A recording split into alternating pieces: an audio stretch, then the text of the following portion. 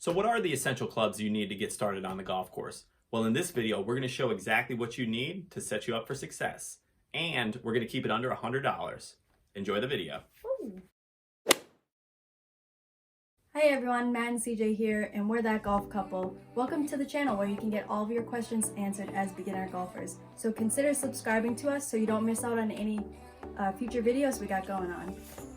Yeet! So these are the essential clubs that you need to get started to go play golf. So if you don't have any clubs, you don't know anybody that has clubs, this is where I would start. Everyone's going to tell you, and you're going to hear this over and over, that you need 14 clubs. CJ and I are going to tell you that you need 4 golf clubs. I promise you, you'll go out with friends who are just getting started and they only hit these 4 clubs. So the number 1 club is going to be some sort of a driving club. This is what I have, is a 4-wood. I use this thing for everything. Now I can hit this off the tee. So when you get started, you put the ball on a tee and I can hit it off of there, no problem. I can also hit it off the fairway. Now all of those terms we can show you in another video exactly what they are. So that's the number 1 club that I would recommend. A long iron. Irons go from anywhere from 3 to 9. This is a 7 iron. Some people are going to use a 6, a 5, but they're always going to have that go-to iron. That's what we would call a long iron. So that's going to be club number 2 that you're going to need. The number 3 club that I would recommend to get started is what we call a wedge. Now a wedge is built like this, and it's going to help you get the ball airborne. So this little bend that it has here, and you'll notice the difference. I just want to show you guys this quickly, how flat this is and how bent that this one is. This one's going to hit the ball low and far, and then this one's going to hit the ball high and short. And you'll also notice the height difference between the two of them. This one is going to generate a lot more club speed. That's what's going to make it go farther. And then this one's a little bit shorter. And now the final club is going to be what you guys know in mini golf as the putter. This is something when you get to the green that is just going to be essential for getting the ball in the hole. So 4 clubs just like that. You don't need to spend anything more than $10 on a putter. You don't need to spend anything more than $25 on a wood. You can do this all, I promise you, for under $100. If I were going and I just wanted to play a quick round of golf, I can literally carry in my hands these 4 clubs and still enjoy myself out on the course.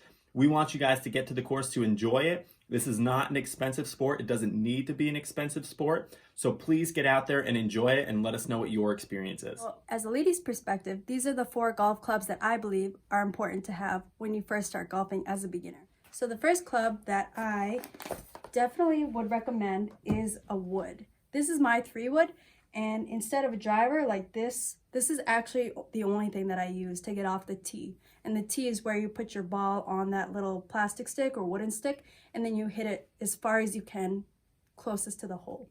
And it is really nice, pretty flat. This is honestly my favorite club in my golf bag. So you check that out.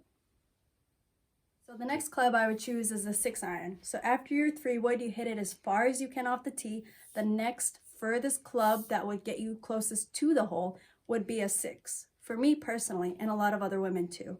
So I like this iron in particular because the lower the number, the further it will go in theory. This is how the club sits on the ground, just as a perspective if you were on the course. So the next club is a 9 iron. The 9 iron is kind of going to act like a pitching wedge or a sand wedge, something that has a lot of loft, which basically means it's really tilted back so you can hit it up higher, closer to the hole. The 9 iron can kind of substitute for a pitching wedge and a sand wedge if you're just starting out. That's perfect for you. You don't need much, and this is the next best club that I would recommend that you get if you're just starting out. This is the comparison of how the club sits in comparison to the 6, and just so you can see that. There's a slight subtlety, but if you look at the top of the club, it just means that the club is longer in length. So you see how it's sitting at the ground? Well, if you stand them both up, the 6 iron is going to be longer than the 9 iron. So 6 will get you furthest after the wood. The next would be the 9. And the last club, one of the most important clubs that you can't forget, is the putter. This putter actually was my first putter that I got when I first started golfing. I got this putter at a municipal golf course back in Rhode Island. It was a very, very tiny course. It was a par 3 course. It was called Buttonhole. And the funny part is that this had a completely different grip. The grip means basically the top where you put your hands.